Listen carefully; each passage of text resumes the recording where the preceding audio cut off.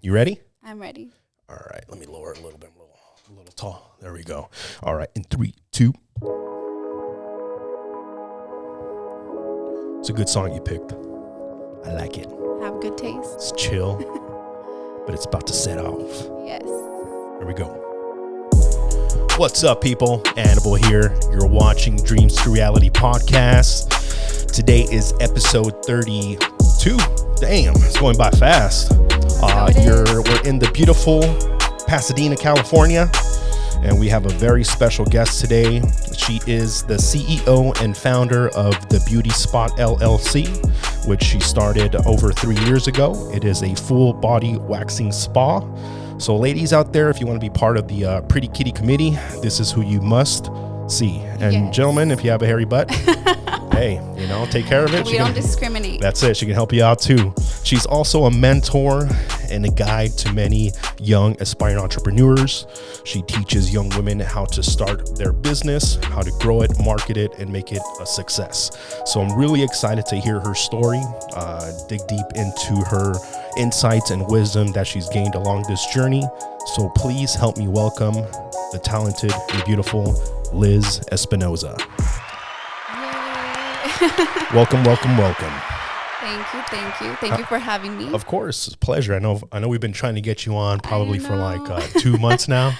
Yes. You reschedule once, I reschedule once, and then life happens and we're all busy, so I understand the hustle and the grind. There's always something going on, and we're all flexible around here. So I really appreciate you, from taking the time out of your busy day and your business to come onto the podcast and share your story, So how's your day been today? Woo, it's okay. Yeah, it's been a crazy day. It's been a crazy day. That big gasp and sigh relief. Yeah, I was like, whoa. I've heard that before, Yeah. So it sounds like you had an interesting day. Yeah, I've been having a few interesting days, yeah. Okay, what's going on? Well, I recently just lost my brother. Oh my God, I'm so sorry to hear that. You know what? I did see the post on your page, and when you reached out to me, you said you needed to get, your mind off of things, and I was like, what's going on? And then I saw on your Instagram that he had passed away, so I'm really sorry to hear that. I understand the pain that comes along with losing a loved one, especially someone so close as your brother. I don't know what kind of relationship you had, but it doesn't matter. When they're blood, it really hurts deep, and those losses take some time, to get over them. So it's not going to happen overnight, but I send my sympathies and my condolences to you and your family. Thank you. Yeah, I think more than anything, like when I messaged you that, I was like, okay, I need to keep busy. Yeah. I need to find something to do. I need to do what I know how to do best. And it's what we're going to talk about today is heal myself and re-heal myself. Because I feel like I have gone through so many things that it's almost like I know what to do. Yeah, I love these kind of stories, to be honest. Yeah, because it's a repeating topic on my podcast. Is we're all humans. We all go through similar experiences. We all feel suffering and pain, and two things happens to people when they go through suffering and pain. They can either heal their suffering, evolve and grow, or they can become a victim and they can become very negative, toxic, bitter, and a loser, essentially. 100%. So anyone that watches this show, they're looking to accomplish a big goal, whether it's a fitness goal, they want to get in great shape, it's a financial goal, they want to make more money or start a new business, a spiritual goal, they're trying to heal their childhood traumas or their suffering, and they're trying to find some wisdom and guidance. And the first thing that you have to do in order to accomplish any single goal in your life is to take full accountability of your life, take full accountability of yourself, and heal yourself. Exactly. So I'm really interested in hearing, what you've been through. I found you on Instagram a couple months ago, and I really don't know much about you other than you have a thriving business. You're a pretty big social media personality, and you're also an entrepreneur that helps other people start their business, and you're a mentor. So I know anyone that is, done something successfully and then is teaching others how to do that same thing has a lot of wisdom, So let's start there. What did you used to do before you got into the waxing business? What led you into this business, and how was your first couple of years getting started? Well, it's funny. See, I started in sales. I used to work in T-Mobile. All right. So I feel like it kind of goes hand in hand, because I feel like when you're in sales, you kind of, you're a salesperson. So you can talk to people, you know how to sell yourself, You learn how to be likable. So, and it's funny because before that, I was a stay-at-home mom. And I didn't even know you had kids, to be honest. Yeah, I have 2 kids. I have 2 kids. I have a 12-year-old and an 8-year-old. Oh, wow. And before that, I'm like, I didn't know, like, filming is so, like, nerve-wracking. Sorry, I'm over here. Hey, like, don't worry about it, man. I told you. I feel it every single time. This is my first time filming, and, like, it's like, what the hell am I doing? You've never been on a podcast, right? I've never been on a podcast, so this is, like... Look, the first thing is you got to give yourself a pat on the back for even coming on, because there's so many people that I personally know. They're freaking geniuses. They're really, really smart. They have these super successful businesses. They have so much information, but they're so scared to be on camera, and they want to be in the, I don't want pictures. Scary. It's so scary. It's the fear of not looking good, the fear of saying the wrong thing, of not being able to express yourself. And you touched on something that we talk a lot about, which is sales. Yeah. And essentially what sales is having the ability to communicate. And to communicate, there's 2 ways. There's having the ability to listen, and having the ability to be understood and heard. So you have to understand others, listen to them, have empathy, get them to like you, get them to trust you. Yes. And that takes 2 things. It takes experience, and it also takes something that can't really be taught. It's inside of you. Yes, you have to have it. I was a sales manager I still am a sales manager, but specifically I worked in a gym as a sales manager, training and developing sales reps on how to sell. Yeah. And the first thing that I did when I interviewed and hired anyone, I was looking for someone that was likable. Yeah. I could teach you how to sell, but I can't teach you how to be likable. Exactly. So it's interesting that you mentioned that you started in sales, because anyone that's out there, I don't care what you do. Yeah. You could be, waxing. You could be in the videography, photography business. You can be in hair cutting, whatever you want to do. You have to know sales. For sure. I know so many personal trainers that are really freaking smart. Yeah. They know everything about personal training and nutrition, horrible at sales. Yeah. And they're not going to be successful ever. Yeah. I don't care how much you know. If you don't get people to like you, trust you, you're not going to be successful. 100%. So don't worry about being a little nervous. Everyone's a little nervous when they first do anything. This is your first time. Cut yourself a break and just flow.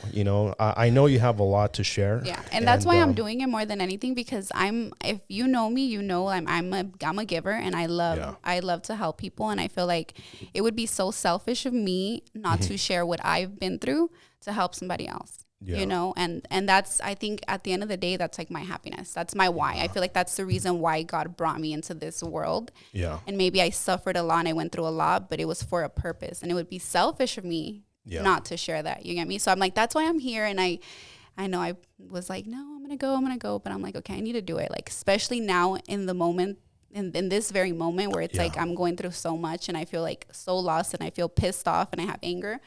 Yeah. It's like, no. This is it. Like, and like you said, it's either I'm going to be a victim, or I'm going to come out stronger, and do what I do best. But yes, I'm like, deep breath. No worries. So you started in sales at was it T-Mobile, you said? Yeah. So I was in T-Mobile. Okay. What was the catalyst that made you decide to leave that, and start your own business? Because it's very scary for a lot of people. Yeah. There's so many people out there that are like, I want to start a business. Okay, do it. Yeah. What was the catalyst? Sheesh, honestly, this is like, I'm sorry, T-Mobile and T-Mobile people, because I love the people, I'm a people person. Yeah. It was just, I feel like working in sales sometimes can be so demanding. Yeah. And, you worked in sales. Sometimes they don't see you as you're a number. Yeah. And I, the empath that I am, and I'm like, you have to care about me. I like value. Like, if you're going to want me in it, whether it's a relationship, whether it's a partnership, whether it's a friendship, whether it's a business partner, if you don't see my value, I'm only going to stay there for so long until I catch on. And for everybody watching, I hope you catch on, because if you feel you're worth more, then why are you there? Yeah. So for me, I felt that, and I was there for like 5 years, and I have like, love and hate because of sales and because of T-Mobile. I learned that I had this in me. I didn't know that I could talk to people. Growing up, I didn't even have a family. I didn't have anybody. I grew up pretty much homeless. I was in foster care as well, and this is a shocker. People didn't know that, but I was in foster care. Wow. So little old me, I would have never dreamed or even thought that I could have a conversation with somebody and get them to buy from me. Yeah. So when I started to realize, like, holy shit, like, I'm worth a lot. Yeah. That's when I was like, I need to leave. But, obviously I don't want to talk negatively, bad, because they weren't paying enough. T-Mobile, what's up? and I canceled my freaking subscription to you guys. I'm just kidding. It just got really toxic, I guess. For my mental health, it was just very demanding. I didn't have a life. I'm a single mom. I have 2 kids. It was during COVID. It was during COVID, and I was just like I said, I don't have a family. I don't have like a really good support system. So I was on my own. So I was like, what the fuck? And I always knew. It's funny because if you ask my reps, when I was a rep, I always wanted to help and encourage and motivate. And I was always that person. And they would tell me, like, Liz, why don't you start a business? And I was just like, always like, oh no, like, what would I do? Like, I didn't know what to do. I always knew. It's funny because I always knew I wanted to be a business owner or have something of my own. Yeah. But I just didn't know what. Because, sometimes I feel like you need, that person or that friend or that partner to kind of like tell you like, hey, you're good at that. Because sometimes like we don't see it. Yeah.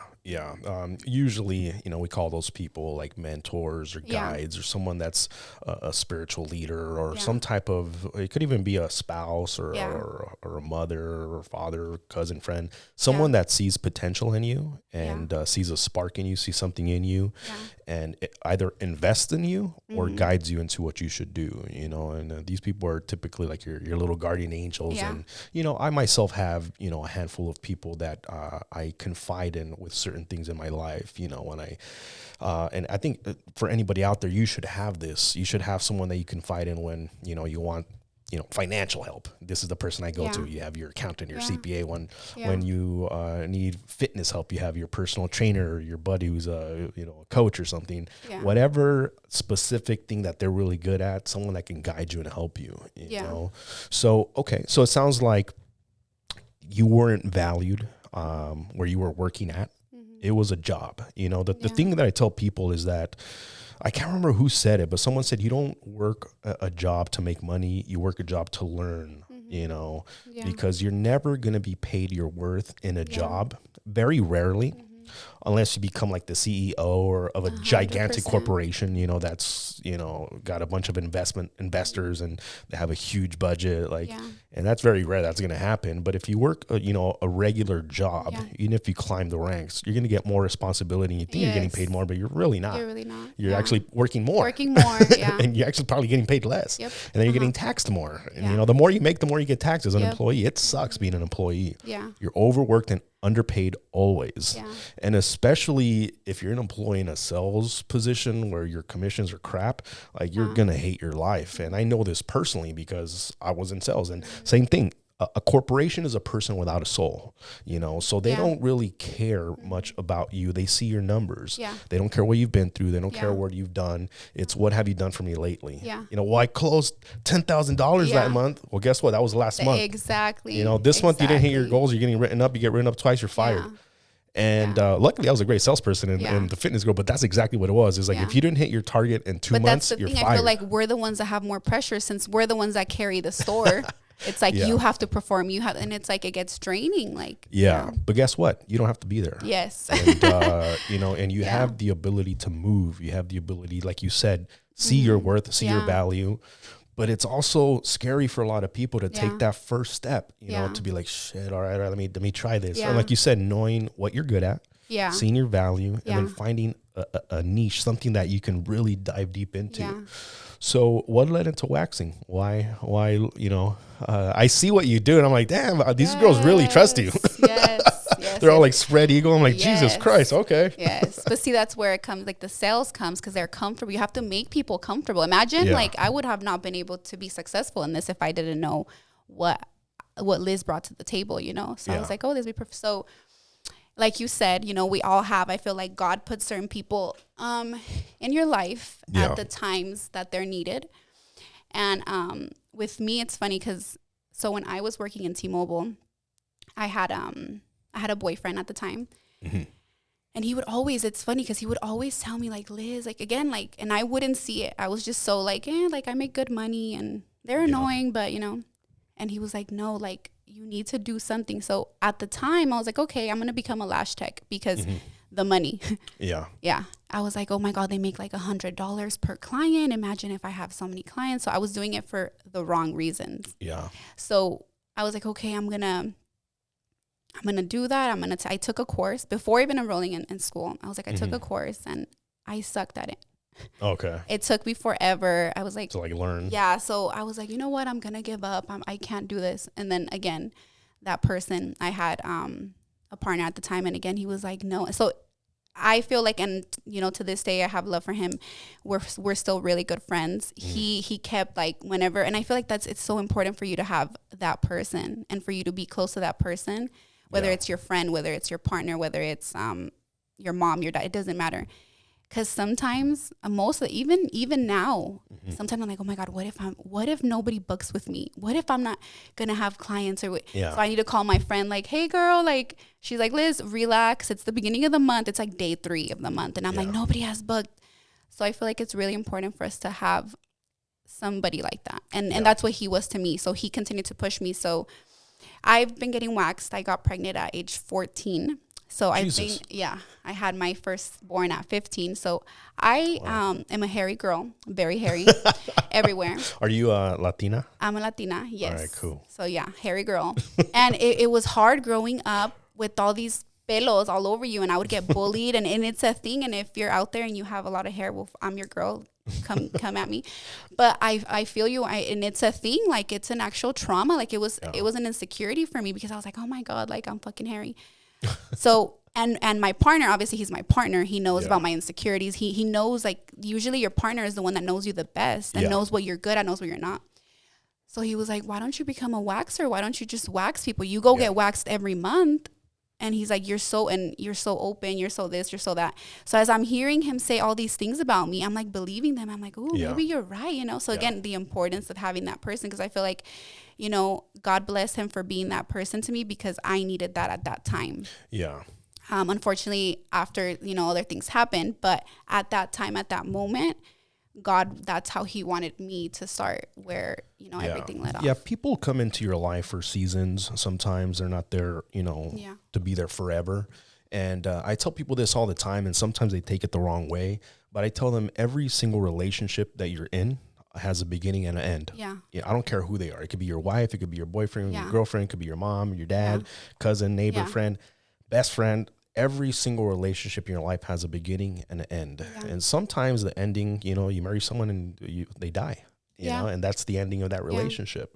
Yeah. However, from my experience, most romantic relationships, it takes a while to figure out who's going to be that person that sticks around for the longest or forever. And, you know, there's obviously a reason why initially you got with that person. Yeah. There was something that you saw there that you envisioned being with them, and they provided some kind of value to you. Yeah. And it is good to have gratitude, you know, 100%. For the good and the bad in your 100%. Life. You know, we talk a lot about, you know, philosophy on my podcast, and I'm a big Stoic philosophy person, you know. So one of the concept in Stoicism is amor fati, which is Latin for love your fate. And that means to love the good and the bad in your life. Whatever horrible thing that's happened in your life, like we said, you can either be a victim and you know, and just become bitter and cruel to the world and to yourself, or you can love your fate and use it as an opportunity to learn and grow and have gratitude and grace.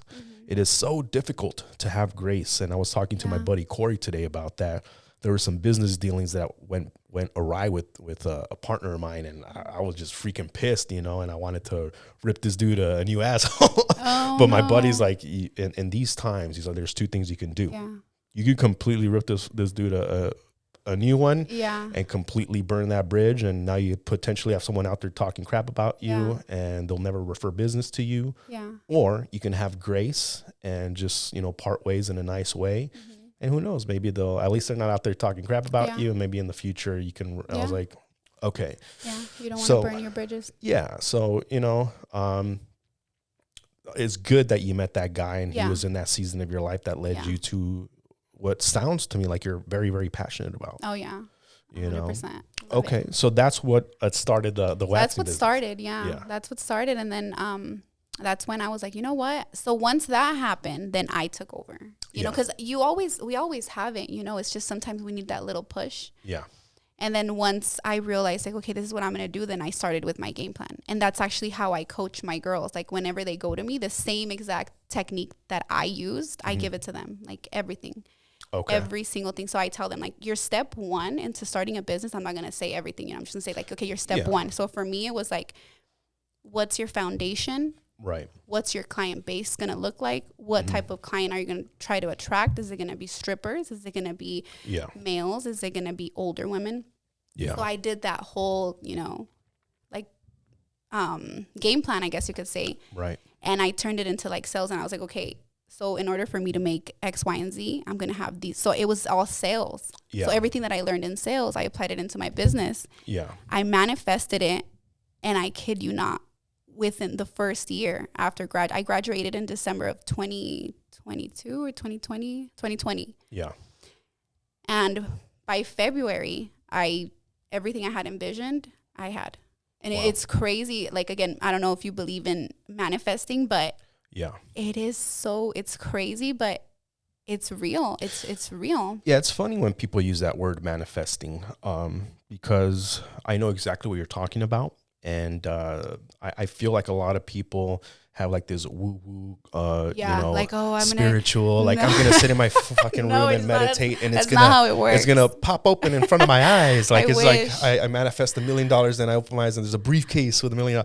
Yeah. Like, that's not what manifesting is. What manifesting is it's actually a lot easier and simpler to explain. The way that I explain it to people is, there's this, I think it was like a German, was he a physicist? No, he was a philosopher and all kinds of other stuff. But he had this concept of trying to explain the mind to people, So when you say, the heart, people in your mind, what do you envision? A heart. Like an organ. Like a piece of, exactly. When I say car, what do you in your mind, you see a car, a dog, Yeah. If I say mind, what do you envision in your head? A brain. Most people, when you say the mind, they envision an organ, which is your brain. But the mind is not an organ. The mind is intangible. It's everywhere. It's, if you close your eyes, you're in your mind. It's different. So the way that you manifest things is, the first thing you have to do is knowing what you want. Yes. That's the first step. Like you said, the foundation. Who are your clients? How much money you want to make? Like all this stuff. Who's your target audience? Like that's sales and marketing 101. Yeah. But also you're tapping into manifesting, which is you're envisioning what you want. So anybody out there, I don't care what you're trying to do. First thing you got to do is figure out, what the hell do you want? 100%. 100%. Yes. And then the second thing is to actually believe that you can do it. Yeah. You have to get emotionally involved with that vision. Yeah. So the problem why you have to get emotionally involved is, like, if you tell yourself, I want to be a millionaire, but you don't see yourself being a millionaire. You don't believe it. I want a Lamborghini. I want this. I want that. You don't really believe you can ever do it. Yeah. So your frequency is way off. Yep. And then your actions are way off. So once you actually believe you can accomplish it, the next step is creating the plan. Yeah. And then executing that shit every single day. Every day. Mm-hmm. And then little by little, it'll start to come to fruition. And next thing you know, you open your eyes 2 years later, 3 years later, like, 5 years later, and you're like, I thought about this 2 years ago. Yeah. I had my buddy Alex come on the podcast last, and he said, like, a couple of years ago, he drew out a an octagon, and he put his logo on the octagon. And then recently we reconnected because both of our logos were on the octagon at this MMA promotion. He's like, I envisioned that like years ago, and I manifested it. And I did the same thing with all this other stuff. Yep. But the guy is a freaking hard worker. Yeah. You know, he executes every single day, you know? So you have to know what you want. You have to envision it. You got to believe it. And then you got to go to work, man. It's not just sitting there and freaking meditating the law of attraction. Like nothing's going to be attracted to you that you don't deserve. Exactly. You're going to get what you deserve, you know? So did you start off working in a different location, or did you start off from home and then open it? Because you have your own storefront now, right? Yeah, I do. Yeah, tell about that. So I started at home. And then after home, I'm telling you, the first month I was like, okay, I have clients. I want to grow, and I knew what I wanted to do, but I just didn't know how to do it. So during the first 2 months, I started doing, I don't know if you've heard of pop-ups. So pop-ups are pretty much, you know, where a whole bunch of vendors get together and they share their like business and whatnot. Yeah. So when I did that pop-up, there was a friend of mine who was like, hey, well, one of my cousins, she has a spot and she could rent it for you for a really affordable price. I don't know if you want to go for it. Yeah. I was fucking scared because I only had 3 clients. Like that's the whole rent right there. Yeah, literally. And I was like, fuck, like, I don't know, but I've always had this saying. I'm going to say it in Spanish because I say it in Spanish. El que no arriesga no gana. If you don't risk, you don't get any reward. Exactly. You know? And I was like, you know what? I'm going to have to risk it. I had some savings, and I was like, you know what? Worst case scenario, if it doesn't work out, what's the worst that can happen? Yeah. I tell her like, hey, I'm sorry, it's not working out. My business didn't work out. But I didn't have that mentality. When that happened, I was like, in my mind, again, because I was manifesting and I was walking in faith and all that, I was like, oh my God, this was meant for me. This was it. Like, yeah. And I just went for it. Again, 3 clients. I only had 3 fucking clients. But the thing is that when you do something and you do it with fear, but while believing in yourself. Yeah. That's called courage. And you have to, like, it's almost like you have no other choice, because then you're going to disappoint yourself. Mm-hmm. And that's the worst thing that's like the worst thing you could do to your self-esteem, to your ego. Yeah. And if you're anything like me, I'm not the type of person, I don't like to let myself down. Because like I said, my childhood, you know, that's probably because of how I grew up. I grew up alone. So it's like, it's my responsibility to take care of me. Yeah. So it's my responsibility. I've never had that plan B. Yeah. So my mindset isn't like your typical, like, oh, well, I'll go back home. Like, no, like, it's going to work because I'm going to make it work. Yeah. So I've always kind of had that mentality. So that's kind of how it started. And I worked a lot. I would go to like, I actually still do this. I give random people my business cards. I put myself out there, and it was hard. The first like 3 to 6 months, it was really hard. And I felt like giving up so many times. Yeah. But consistency, discipline, and just believing in yourself. Like, I feel like I never stopped. I always know. I was like, no, if I could run, because I was the store manager. Mm-hmm. I'm like, if I could run that store and I can bring up those numbers and I can coach and develop people, like, and mind you, at the time, I didn't even know that I wanted to coach or be a mentor, nothing. I just wanted to make girls feel pretty and feel confident, because that was really personal to me, because I know the feeling, you know, when you're hairy and then bam, you're like, you just want to be naked. It's like, guys, when they get their hair cut, they're like, that's felt, but you got a nice little fade, you know? Exactly. So at that time, I didn't even know that was going to be something else. Yeah. You know, when that happened, that's a whole other topic, but that's something also that I think now that's 100%. I can say this is why I'm here. My why is I love mentoring women, especially women, because I feel like we go through a lot, especially as entrepreneurs and just women in business, just being a mom, like just being a woman. I don't think people really realize, like, men, like, and you know, I'm sorry, men, you're a guy, but some men like really say, oh, well, women have it easier, because that's not true. Yeah. I feel like we're just stronger, you know, and there's all kinds of women, like, you know, I'm not saying, you know, everybody's different, but I feel like your typical, like, especially moms that are, and there's a lot, you know, right now. that are out there and doing it, and it's hard. Yeah, we talk a lot about the masculine and feminine energy on our podcast. We talk about the male-female dynamic, and we talk about the differences between men and women. And we both have our strengths, and we both have our weaknesses. And we both live in completely different worlds. You know, you experience things that I never experienced, and I experienced things you never experienced. We both have different responsibilities and different things that we're good at and different things that we're not as good at, you know, and then there's outliers and there's a lot of different, you know, things that get involved with that. But typically, and I'm not saying everybody, but I'm saying typically in business for either male or female, you have to be in your masculine energy, 100%. Which is extremely draining for most women because their biology is for them to be more nurturing, giving, caring. And sometimes that is kind of counterproductive in an entrepreneur type of world. You know, you have to be more of driven, a go-getter. You know, you have to be that masculine energy, you know, and I'm not talking about sex and all that. I'm talking about, you know, energy. And at the end of the day, when you're done with your business, you feel drained. You know, you're like, man, you want to just take all this off of you and give it to someone else and just be yourself, you know? So I could understand what you mean by, you know, it's a lot harder. I agree. There's parts of entrepreneurship and business that is definitely harder for females. And I also agree there's parts that might be easier, you know, where I feel that most men are very transactional. You know, they're fucking horrible at relationships and communication. Like they just make a sale and then they're gone. They're like, where'd that fool go? You know?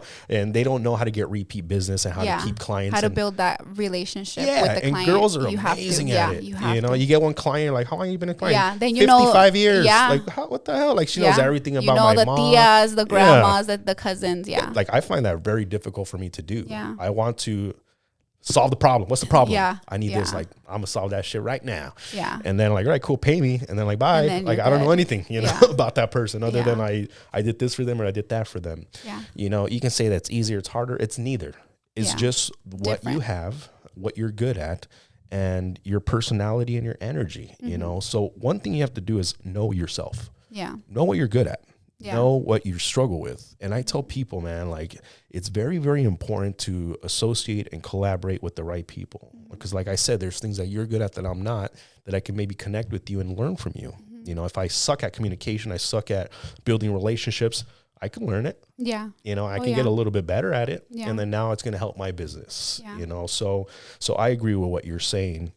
So, okay. So you went into this, with faith, you know, and fear. And that's a very, very important subject to tell people about is fear.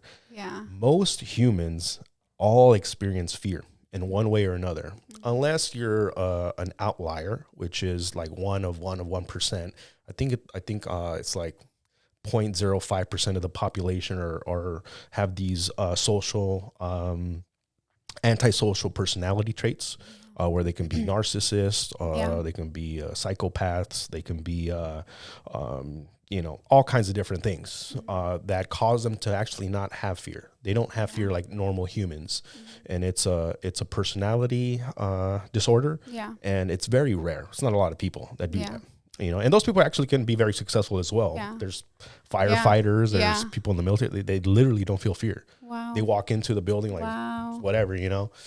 They could murder someone too. They're usually psychopaths and killers. They kill people and they steal and they don't feel no fear.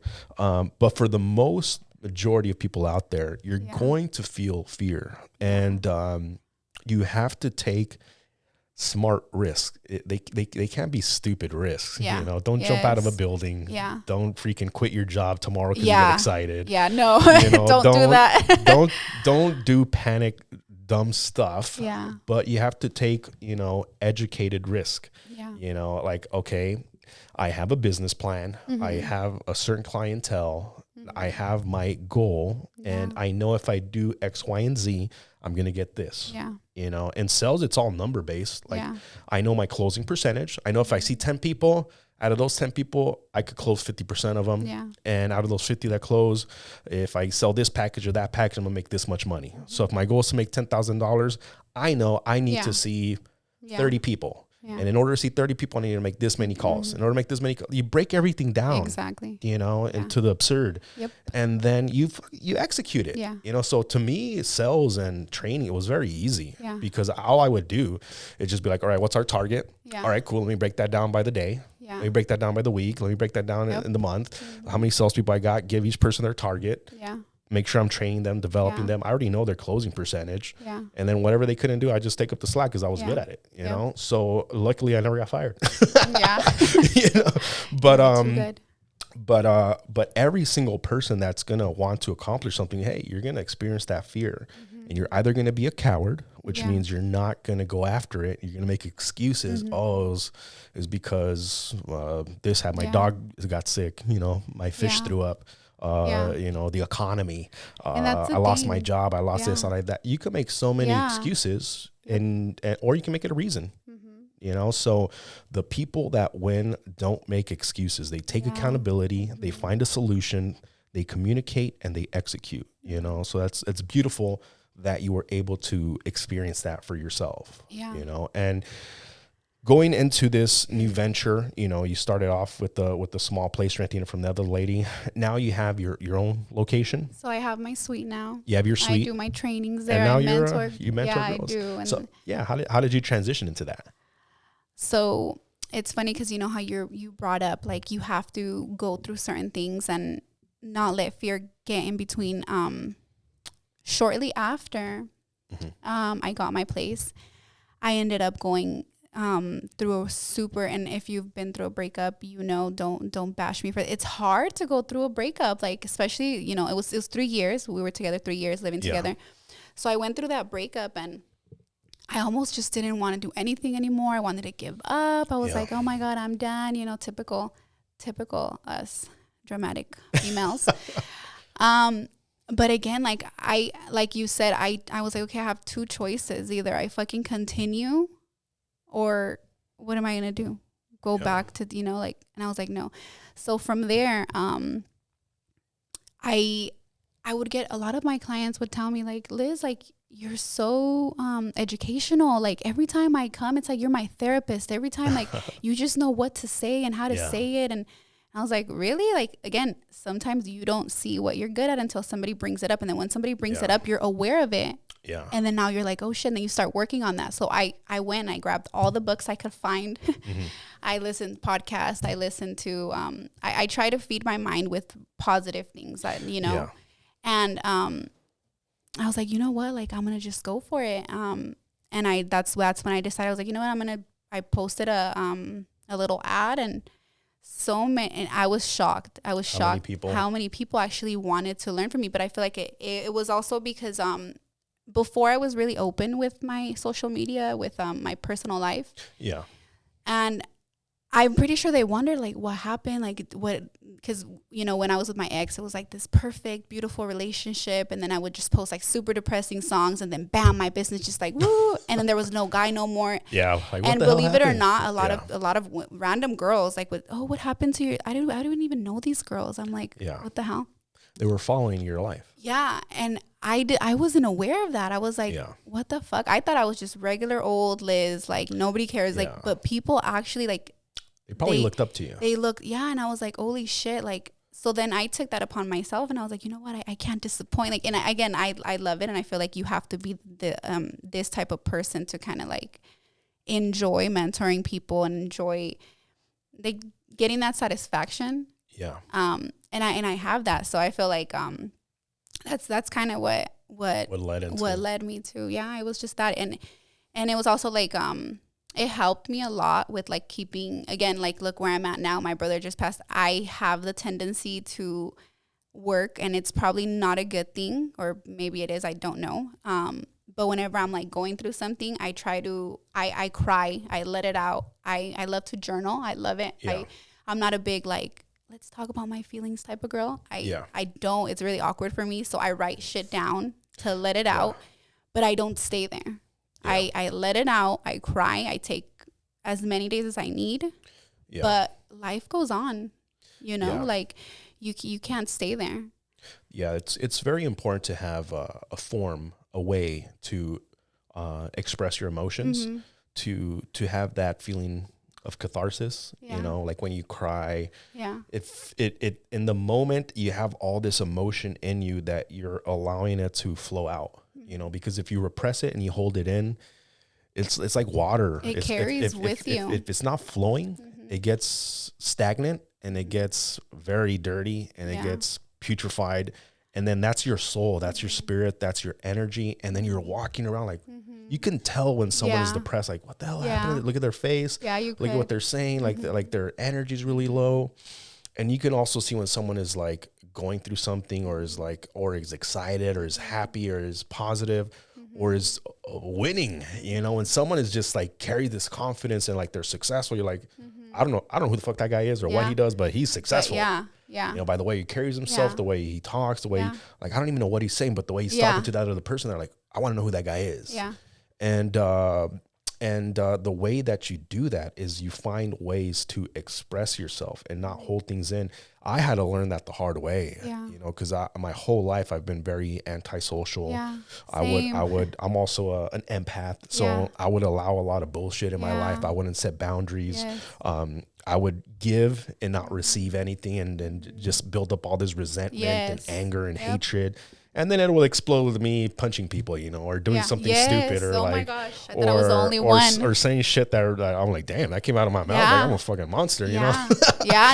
And it was very toxic. It was very very ugly, and I didn't like that part of my personality. And I realized, in order for me to really live a happy life, I had to find a way to set boundaries, to be completely honest with others and with myself, and you know, to lead. I'm no longer following anybody. You know, I'm leading my life the way that I want to lead it. I have my moral code, my code of ethics, and you're either with me, we're helping each other grow, or get the fuck out of my way. You know, and you have to kind of go through that. And I know exactly what you went through, because I also went through a divorce, and you go through a period of mourning, a period of complete loss, and a period of uncertainty, you know, because you essentially tie your whole life to this other person, and you envision all like a reality you create, and then bam, it's gone. And we were talking about this just on the last podcast. It's the same feeling as if someone dies, but they're still alive. You know, it's like they're no longer here. There's no communication. You know, everything that was hoped and dreamed for was an illusion. And you realize, like, who am I? What am I? What am I going to do next? What's the next step? Like, I'm so confused. And in that pain and that darkness, the answer is working. The answer is in the suffering. And the answer is, no matter how you feel, you keep going after what you have to do, because guess what? You show up. Other people are going through the same shit. And you could have easily quit your business. You could have gone back to, you know, T-Mobile. And you could have been just as unhappy as when you were there before. And, you know, thankfully you decided to not do that. And because of that, not only did it impact your life in a positive way, but every single person that you've mentored and are helping and or guiding, they were also impacted by it. So always remember that you matter. What you do matters, and the decision that you make in this world not only affect you, but affect others. You know, I went through a period where I was so damn depressed and had panic disorder and anxiety through the roof. And, you know, I was having like suicidal thoughts and shit. And like, I never like attempted anything like that. Like, I think I was just in so much pain and suffering that I just wanted it to end. Have you ever seen this tattoo before? No. It's a suicide prevention tattoo. Oh, really? So if you ever see somebody with this tattoo, that means that they tried to take their life. Oh, but wow. instead of taking it, they decided to prolong it. So instead of a period, it's a semicolon. Oh, wow. Yeah, I never seen that before. But it's a heart. Yeah. So me and my sister both have it. So that's why it's a heart. Did you try to commit suicide? I did. Wow. When I was talk about that? Yeah, you know, when I think that's why I brought it up, because I feel like, again, I see a lot of people and it's not talked about. I feel like a lot of people are going through shit and they don't speak up, or they don't know how to speak up, or who to speak up to, or even how to let those feelings out.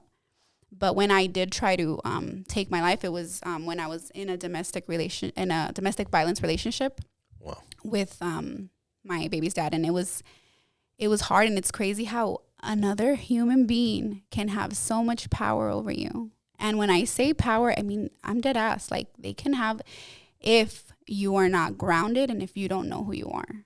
Yeah. So but the minute you know who you are, it's a wrap, But during that time, it was hard. I was working at T-Mobile at that time. I was a sales rep. I was barely, I didn't know. This person would tell me, I went to live with him right after foster care. So he took me from my foster care family. Well, how old were you? I think like 19, because I went into foster care as a teenager. He was the same. He was like 19, 20. Okay. So yeah, same age.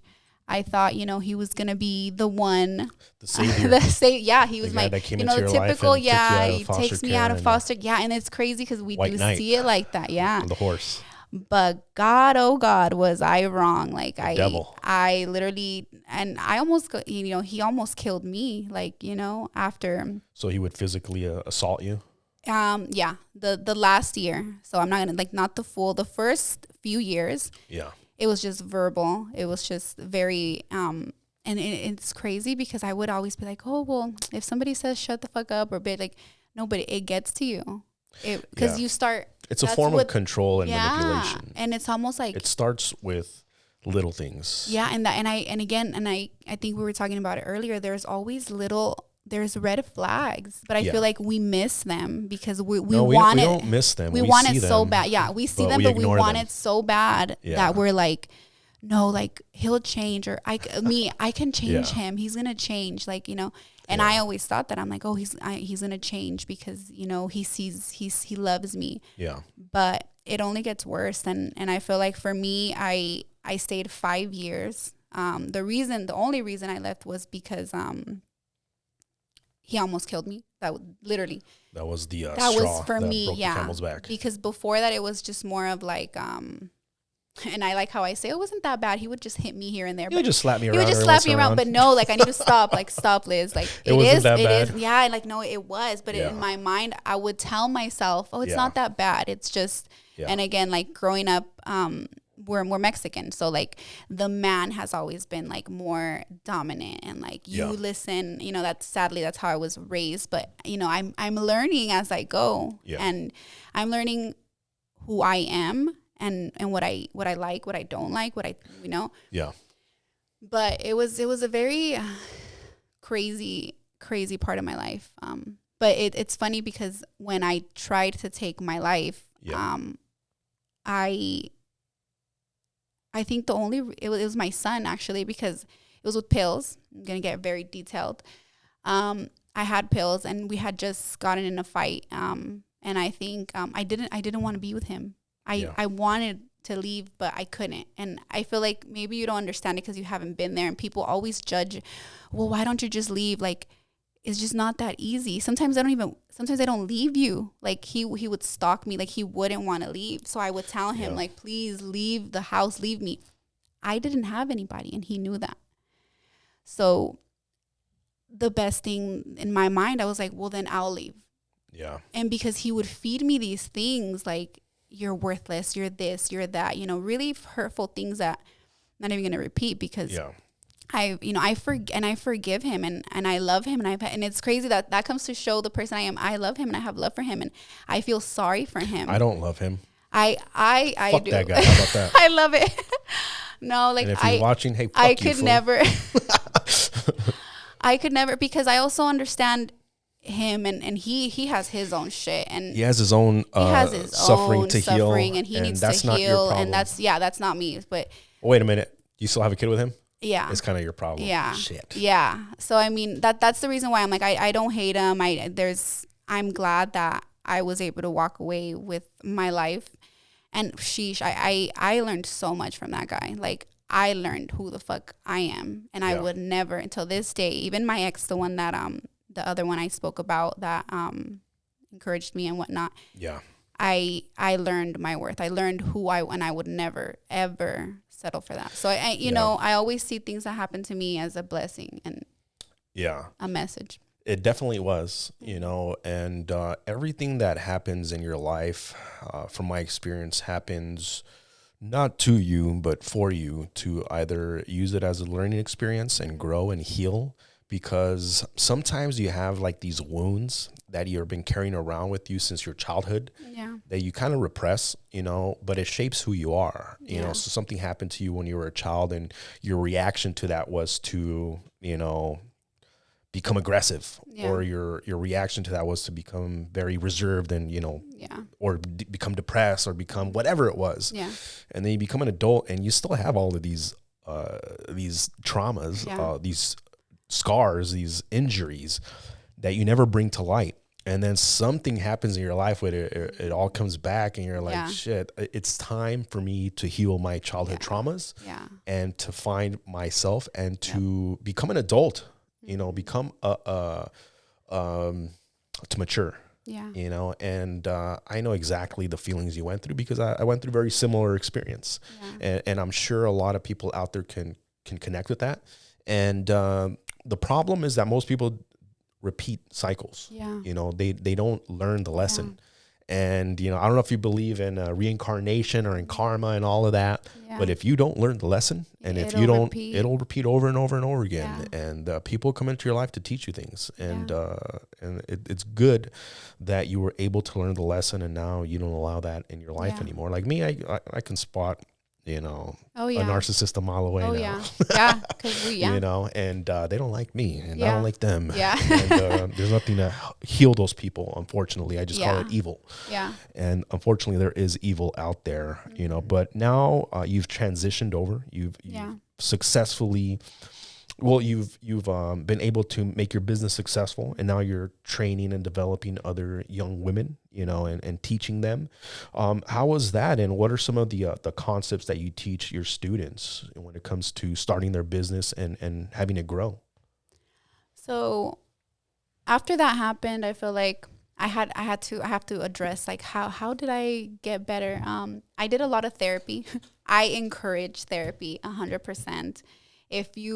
Even if you're like not a believer or you don't think that therapy can help you, therapy can help you. Even if you're not going through anything, therapy can help you. Because I learned so much, aside from like podcasts, aside from like reading and investing in my own personal development and growth. I feel like that's where it all started. Yeah. Because there's no way you can be a mentor. There's no way you can be a leader if you're fucking broken over. Like you got to work on you. So that's how it all started. Once I let that relationship, then that's when I decided, like, you know what, I'm gonna start doing it. And one of my very first students, who actually she just opened her storefront in the city of San Bernardino. I know. Student. I'm like, oh my God. Let's give her a shout out. What's her name? Yes, Layla, anybody that's in the San Bernardino area and needs to get their private areas or any area waxed, reach out to Layla. What's her IG? I do not know. It's okay. I'll tag it on at the end. We'll tag. Yeah. But San Bernardino. And once I had that feeling of like, what can I call that feeling? It's like, I don't know, it just produced so much dopamine to my brain. Like it just made me so happy to know like I did that, like it's like euphoria. Yeah, or, like it's almost ecstasy. Like yeah. Or it's almost like when you're at the gym and you're like feeling yourself. I got the same endorphin feeling. Rush. Yeah, like I actually enjoy it. Is dopamine. Yeah. Mm-hmm. I it feels like it. I don't know if it is or not, but it sure fucking felt like it because when I first heard that, and even when they would tell me feedback, it just like I want to be better. I want to do better. Yeah. And now my business, I feel like mainly, right, I do have like my clients, my regulars that I still wax because I love them. But my main goal is ultimately the bigger picture of the beauty spot, which is why it's called the beauty spot and it's not called like the wax bar. Because my goal is to help as much women as I can. Eventually I want to have different locations. I want to rent out the spaces to help women, but not just any women, like women that I've trained. Yeah. So yeah, like I don't know. Like I can't, I honestly feel like I'm doing what God sent me to do. Yeah. You found your purpose in life and, in a fucked up way. And I don't know how, but no, it was the way that it was supposed to happen. And, you found your purpose, to your life, and it's going to bring you a lot of one, joy, because it sounds like you enjoy what you're doing. Yeah. And it's going to bring you purpose, and it's going to bring you freedom.